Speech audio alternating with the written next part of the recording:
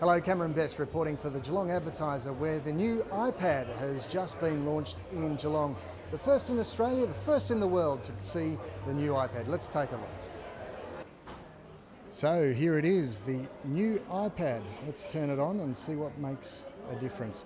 As you can see, if you look around it, it looks very much like the iPad 2.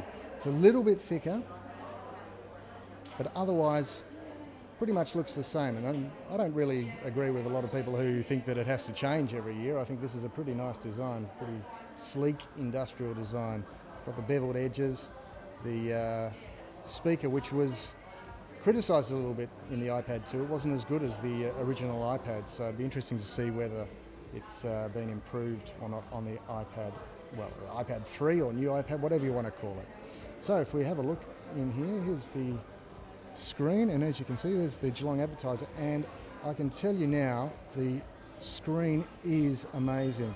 If we zoom in on some of that text, you can see it's as smooth as smooth. There's no jagged lines, no aliasing. It is a magnificent screen. If I compare it to the iPad 2, a little bit hard to see there, but you can pretty much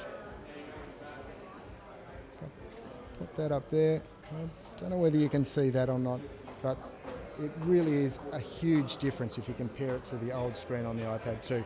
And that's really what is going to be the big difference on this new iPad.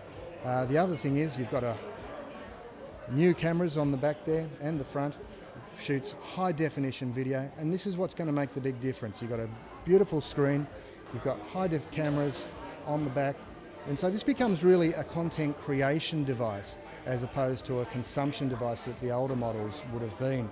So you can surf the web to your heart's content, but you can also shoot and edit high definition video on this device and distribute it any way. You can share it with your family and friends, and that's what's going to make the big difference. It's a real game changer as far as that's concerned.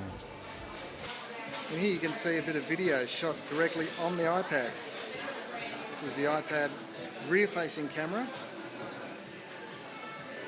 It's a little bit jittery there, but generally speaking, it's a lot easier to hold than an iPhone, and it doesn't, because it's a little bit bigger, it can be a bit more stable to hold. Now, whether you're going to want to hold your iPad up to shoot video all the time is another matter, but maybe this is the way of the future.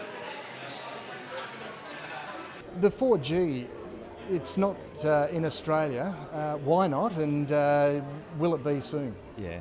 I guess what's happened already with obviously the 3G network, the next G, we're just trying to make sure that we're around that at the moment with the iPads, or the new generation iPad we should call it at the moment. So to support that as the footprint of 4G rolls out, we'll be just making sure that, you know, we've got the coverage and the upload and down speeds for this particular product at this stage. So the big question is, would you buy it? Is it worth it? Is it worth the upgrade, or is it worth buying a new iPad? If you haven't had an iPad before, then it's probably something that you might want to try.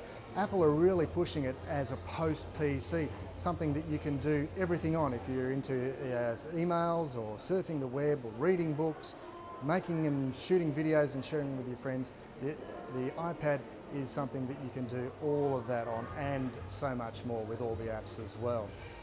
If you've got an iPad 2, then you might think about it. If the camera is a big thing for you, and the screen resolution, which is just magnificent, is a big thing for you, then it's probably worth upgrading. The iPad 2 is still on sale, and they've knocked a couple $100 or so off the price, so that might be an option for you as well. The big downside, and it is a big downside for the iPad in Australia, is that it has a 4G LTE chip in it, but it's only available in the United States. It doesn't work on the Australian Telstra 4G network. So that is a big downside. That would have really made it a compelling device to get in and buy. I certainly would have bought it if it had have been a 4G enabled for Australia. But so on that basis, maybe not buy it, maybe wait until the 4G does come out in Australia. They may well update it in the next 6 to 12 months, you never know. Hopefully it will.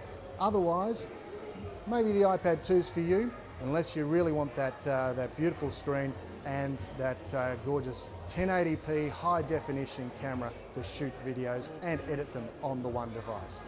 Cameron Best reporting for the Geelong Advertiser.